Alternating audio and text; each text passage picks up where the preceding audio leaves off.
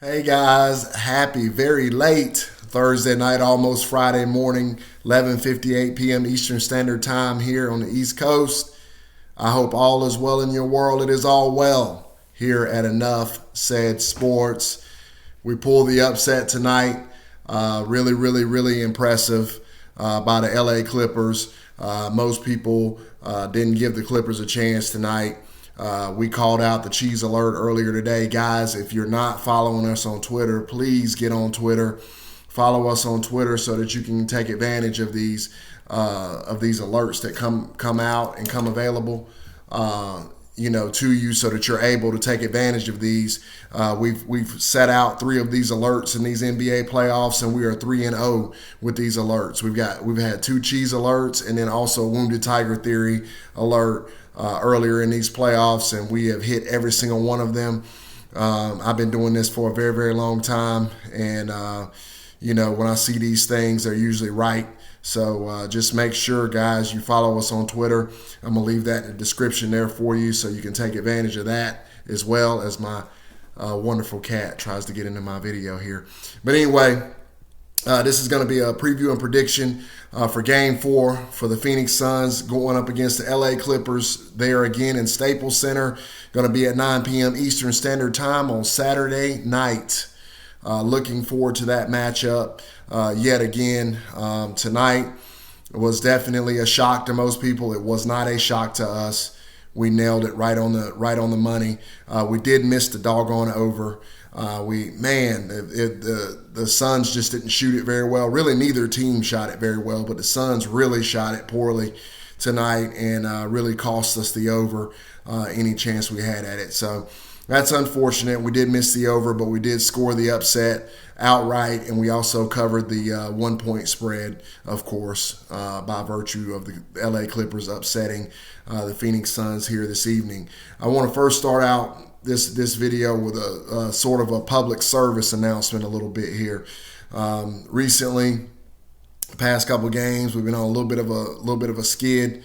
We lost pretty badly last night in the Hawks game. And had some difficulties in the first couple games of this Clippers-Suns series where we missed some things. I just want to put it out there and say it's not about getting every single prediction right. We're not going to do that, unfortunately. I wish that we could because then I could not have to work my day job. But we're not going to get every single prediction right. The goal here, guys, is to make sure we score over 60% of the time. We do really good at this channel. We go through our ups and downs, but we average between 65 and 68%, which is really good. You can ask anybody that's a professional gambler. That's pretty dang strong. We know we do the NFL best. We do college football pretty well, and we do the NBA pretty well. So just want to kind of put that out there. We're graceful in victory tonight. We don't get too full of ourselves, and we're humble in defeat. When you win, you win. When you lose, you learn. And we try to learn from our losses and try to grow from them and not overreact to what we see and trust our principles. So just want to put that out there before I break down this next game. Now, rewinding in here in Game 3, what happened tonight. I'm going to start with the Phoenix Suns. I thought Chris Paul started off the game slow. Obviously, I was concerned about a little bit of a rust there going on for him coming into this game because he's been out. Don't know how much cardio he was able to do, how much working out he was able to do. But he really seemed to come on strong there in the second half of this game. He played extremely well there down the stretch, but he just didn't get much participation from his teammates. I thought Chris Paul did pretty well considering, especially in the second half. So I think he's going to come back in game number 4, and he's going to be a lot better. I have no doubts about that. Chris Paul is a consummate professional. He's the captain of this ship, the head of the snake. He is the general, the floor general out there conducting, and he'll be better. He's going to shoot the ball better. he'll be sharper in Game 4 for sure. So I wouldn't be too concerned about him. Devin Booker had a really bad game tonight. And I like Devin Booker, but tonight was inexcusable for him to come out there and play as poorly as he did tonight. He's a young player. This is his first real opportunity getting that playoff experience and playing in these types of games and the games of this magnitude. I do think the mask that he was wearing did bother him. Whenever you're wearing something like that, and you're not used to wearing it, and you're a shooter and you shoot the ball on the move and off screens, and he takes a lot of tough shots, and I could see where that mask could really kind of impede him there. I understand why he wore it. Obviously, he's got some stitches there right there above his nose from where he got hit, unfortunately, in the last game there in Game 2. So I understand that. But he's definitely going to have to adjust to it, maybe wear a little bit different mask. I'm not really sure what he could do there.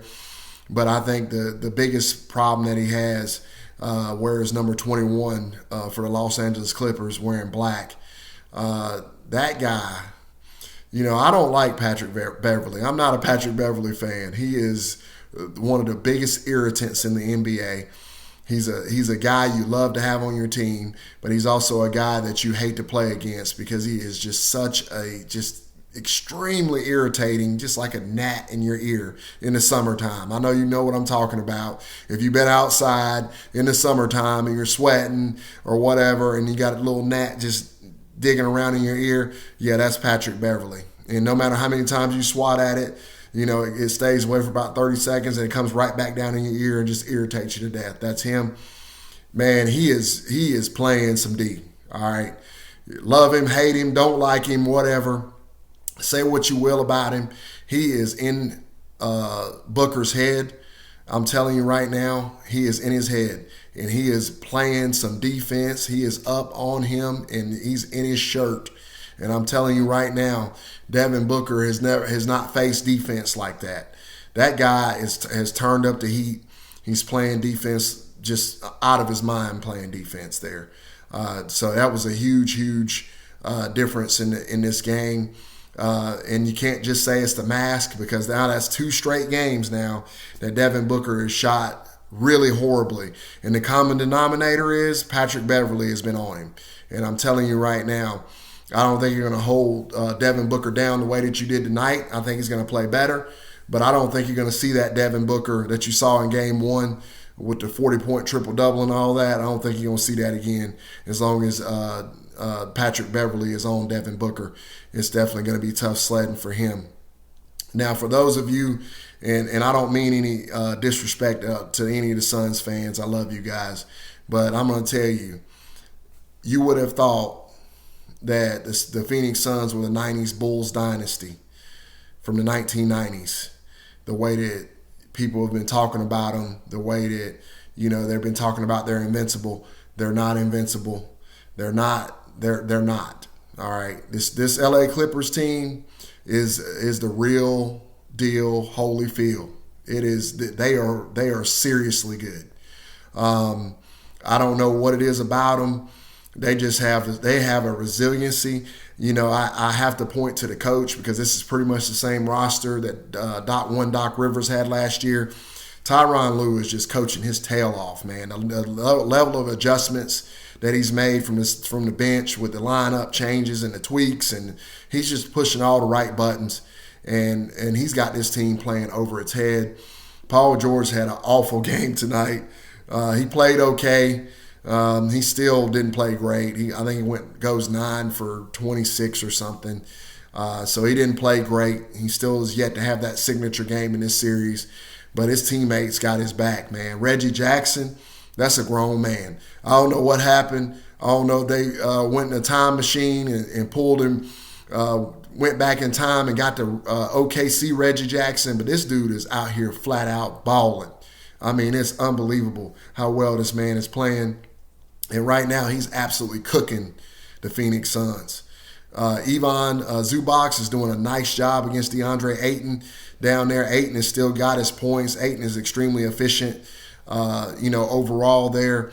But Zubas is doing a nice job battling with him down there in the post area and the painted area there as well. So now as for game 4, the spread is the same. Right now it's 1.5. Honestly, I think it should be a little bit more than that. I think this Phoenix Suns team is going to play better than they played. I think they're better than what they showed tonight on the floor. They're a very, very, very good basketball team. And they just had an off night tonight. But a lot of that was due to the LA Clippers. The reality of it is, the dangerous part of this series is this, guys. The Los Angeles Clippers, whether, like I said earlier in my Cheese Alert video, whether we believe they were robbed, whether you don't believe they were robbed, or whoever believes or doesn't believe they were robbed in Game 2, they believe they were robbed in Game 2. They believe they should be up 2-1 in this series right now, and they're down 2-1, but they believe they should be up. This Game 4 is going to be very pivotal in this series. Like I said, the Clippers are 1.5-point underdogs. The over-under is 220.5 again. I'm going to go LA Clippers again, back-to-back games. I say they climb out of this hole. They tie this series 2-2 in Game 2. I think you get a much better effort. I think the game is much closer than it was tonight. It's going to be tight. It's going to be higher scoring. Both teams are going to shoot better than they shot tonight. We'll get the over. So I'll take the Clippers plus 1.5, Clippers to win, and also over 220.5 in this contest. That's what I got, guys. Thanks so much, as always, for watching. Let me know in the comments what you thought about this game. And again, please follow us on Twitter. I'm leaving that in the description for you so that you can take advantage of these alerts. These alerts don't come around that often, but when I see them, I tweet them out. I also do a video, but a lot of times the notifications don't get out to you as quick as if you, obviously Twitter, you get it instantly. And you know it's out there, and you're able to take advantage of these opportunities to get these big money hits. So it was a great night tonight. Wish we could have gotten the over. Fell short on that, but hey, we'll take the upset and we'll take the spread win, and we'll move on. Did a preview video for tomorrow night's game, the Bucks-Hawks game. Please be sure and check that out if you haven't seen it yet. Go into deep analysis there for what happened in Game 1, and then also my prediction and preview for Game 2. Thanks a lot, guys. Appreciate your support, and I will talk to you really, really soon. Have a great and wonderful Friday, and I'm going to drop the NBA parlay of the day here momentarily. So thanks, guys. Have a great night.